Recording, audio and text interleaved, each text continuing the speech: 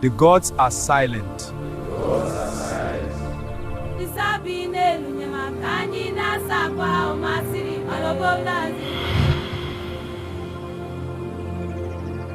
In the time when rivers spoke and the earth still remembered the footprints of the ancestors, there existed a village called Umu-Mmiri, the children of water. It rested on the banks of a wide, dark river whose currents had fed the soil for 10 generations. The mud walls of the homesteads rose thick and cool from the earth, sealed with the red clay of the riverbank. Animal skins, goat, antelope, bush pig, hung at doorways and draped the sleeping mats within. The women wore wrappers of deep indigo adorned with cowrie shells and copper arm rings worn smooth by years of use. Here, among the sounds of pounding mortars and the cry of fishing eagles, a young woman named Adaeze came to live as a new bride. Adaeze was not loud. That was the first thing the village noticed. She did not announce herself. She came into Chukwudi's compound the way rain enters, quietly, filling every corner without making noise about it. Her skin was the color of freshly turned earth after rain. She wore a wrapper of brown and red tied tight above her chest, and her neck carried 3 strings of old coral beads that had belonged to her mother's mother. Her husband, Chukwudi, was a fisherman, a broad-shouldered man whose hands were always rough and whose laughter was always easy. He had loved his first wife deeply. When she died of the swamp sickness 3 rains past, grief had carved hollow spaces beneath his eyes. But life called him forward. He took Adaeze, and he trusted her as completely as he trusted the river. What Chukwudi did not see, or perhaps refused to see, was Mbeke. Mbeke was the younger sister of Chukwudi's dead wife. She had grown up in that compound. She had cooked in that kitchen. She had swept that mud-floored courtyard with the same short broom since she was a girl.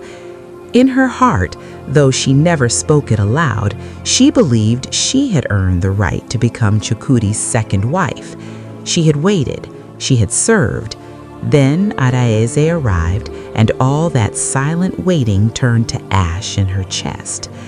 She watched Adaeze from corners. She studied the way Chukwudi's voice softened when he called her name. She counted every bowl of soup Adaeze prepared, every time he reached for her hand. And in the dark space behind her eyes, a bitter root began to grow. It began without warning. One night, when the oil lamp had been extinguished and the compound animals had gone quiet, Chukwudi woke from sleep, trembling.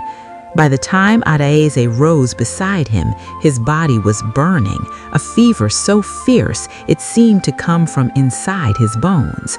Foam gathered white at the corners of his mouth. His eyes rolled. His breath came in short, sharp gasps.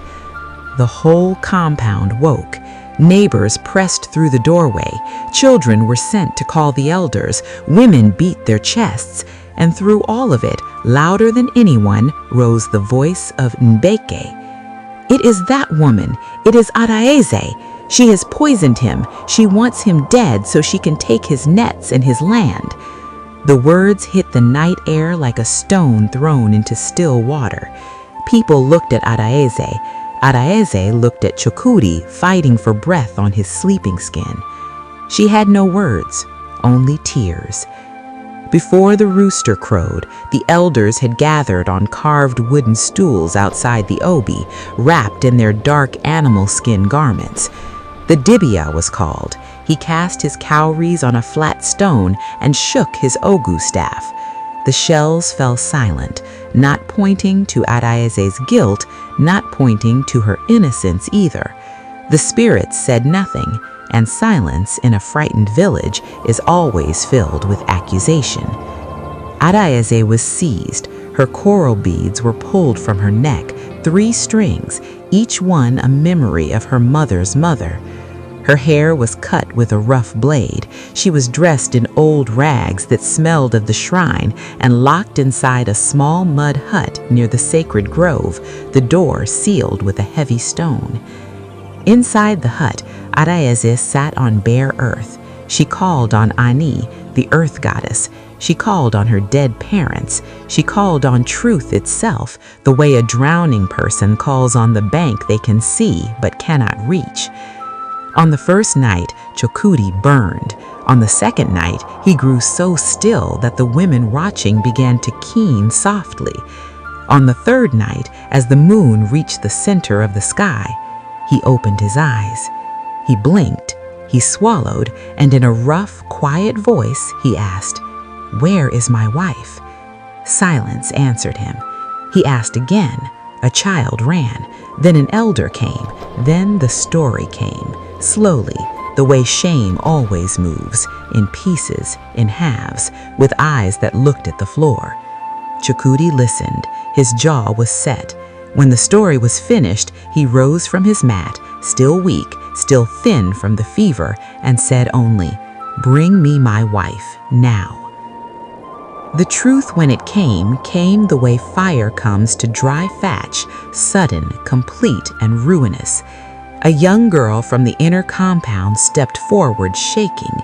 She had seen Mbeke crouching in the kitchen 2 nights before the sickness, grinding something dark between her palms and adding it to the palm wine kept in the clay pot that Chukwudi drank from each evening. The herbs were not meant to kill.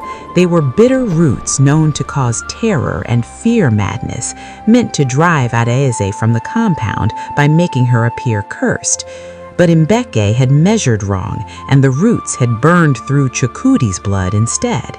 She had nearly killed her own brother-in-law. The elders called for Mbeke, but Mbeke had already gone. She was found 2 days later in the shallow bend of the river, face down in the water, the current moving gently past her, as though the river had decided to carry her no further. Adaeze was released. The stone was rolled from the doorway. She walked out of the mud hut in the old rags they had put on her, her shorn head uncovered under the sky, her eyes dry because she had already wept everything she had. The elders performed the cleansing rites. A white hen was killed. Palm wine was poured at the crossroads. The dibia stood at the riverside and called the river to carry away the pollution that jealousy had brought into the land. The water flowed. The land received the offering. Chukwudi returned her beads himself. He placed all 3 strings around her neck with his own hands, the way a man replaces something he allowed to be broken. She did not speak. She let him. Life returned to Umu-Mmiri the way life always does, gradually, without announcement. Children played at the riverbank again. Women sang while washing cloth. Chukwudi went back to his nets.